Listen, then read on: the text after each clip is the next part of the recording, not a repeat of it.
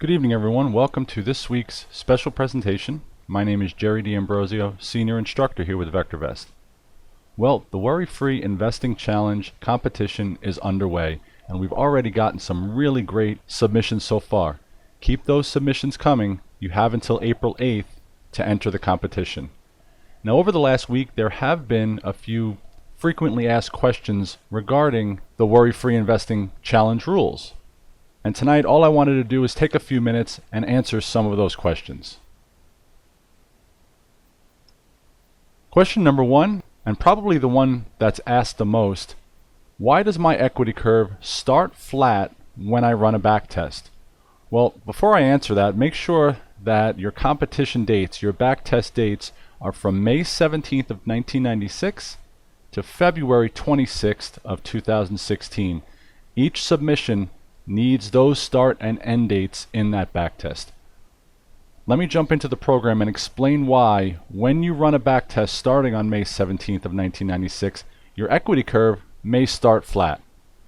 I'm going to move us from the home page into the VectorVest views, and on the left hand side I'm going to click on Market Calls Viewer.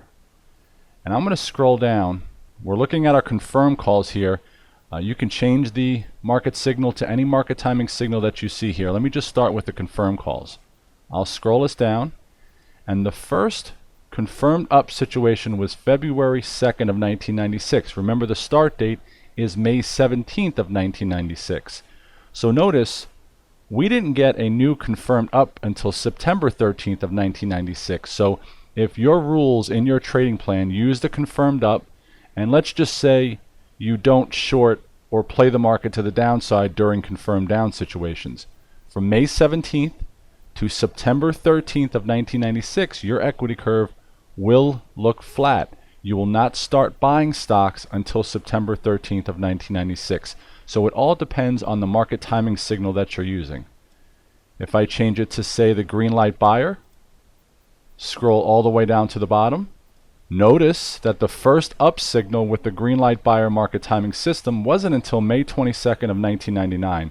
So you will have close to 3 years of a flat equity curve before you start picking up stocks. So what I would suggest is to go through the different market timing signals here and select one that may start picking up stocks a little sooner. Next question is, do I need the auto tester in order to participate in the competition? Well, the simple answer is no. We, though, will use the auto tester to verify all of the submissions. But you do not need the auto tester. Now, it does make your life a lot easier if I go to the back tester. Just click on this run right here, long-term winners RS descending.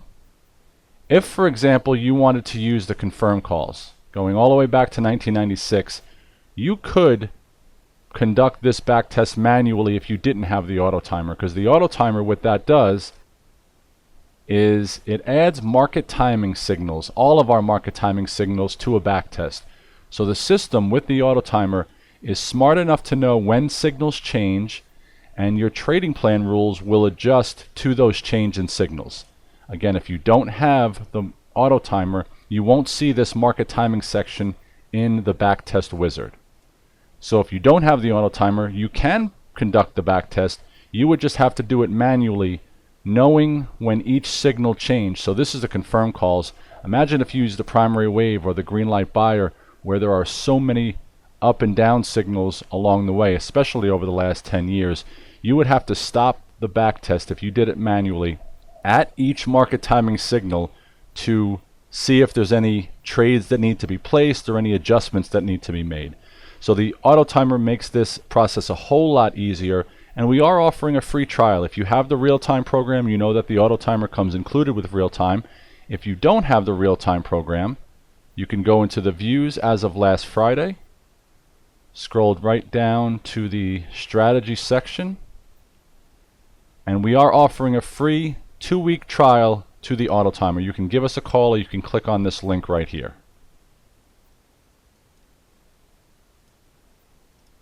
Third question, is the qualification benchmark 6.74 or 6.77? In the views on Friday, when first published, it did read 6.77. We did correct that small little typo there, so you can see it has been corrected. So the benchmark, the qualification benchmark, is a score of 6.74, and you can see the calculations to get to that score here right above. So again, the qualification score is not 6.77, it's 6.74. And what happens after the qualifying round? Well, all submissions with at least a 6.74 score will move on to the next round. This competition consists of 2 rounds. The qualifying round, which is the back test that you all are working on right now. Once you submit those back tests, again, by April 8th, we then take all of the qualifying back tests and we move them into a real-time portfolio.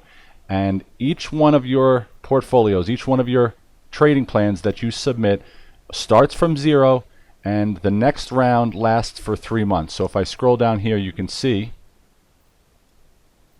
the competition will be comprised of 2 phases, the backtest phase and the real-time paper trading phase of all verified entries from May 1st of 2016 to July 29th of 2016. So 3 months of real-time paper trading of your trading plan will determine the winner of the Worry-Free Investing Challenge. And one last thing I want to leave you with is regarding the score, the 6.74 score.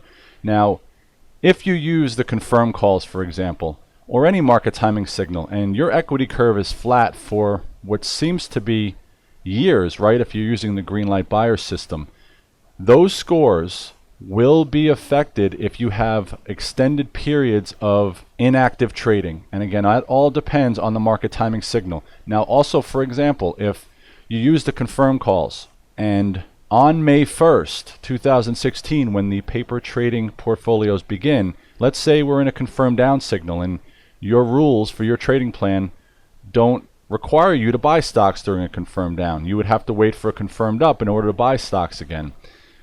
Hypothetically speaking, that could not happen, or that may not happen from May 1st to July 29th, and your portfolio will be in cash for the entire time. So think about the market timing signal that you're using. Remember that the qualifying round is one thing, but to determine the winner, the paper trading portfolios in real time will do that. It will determine the winner. So you need to, from May 1st to July 29th, accumulate some trades and accumulate some performance. And again, just think about the market timing signal that you want to use. Maybe you use a faster signal like the green light buyer or the primary wave. Okay, you have to think about the next round as well, because if we spend 3 months here in a confirmed down and your rules say don't buy stocks in a confirmed down, you won't be placing any trades and accumulating any performance. Alright folks, those were just a few of the most frequently asked questions over the last week. I will be conducting a Q&A session live on Monday at 2 p.m. to answer any more of your questions regarding the Worry-Free Investing Challenge competition. So if you have time on Tuesday, join me for that Q&A webcast and we can clear up any confusion or answer any questions that you may have.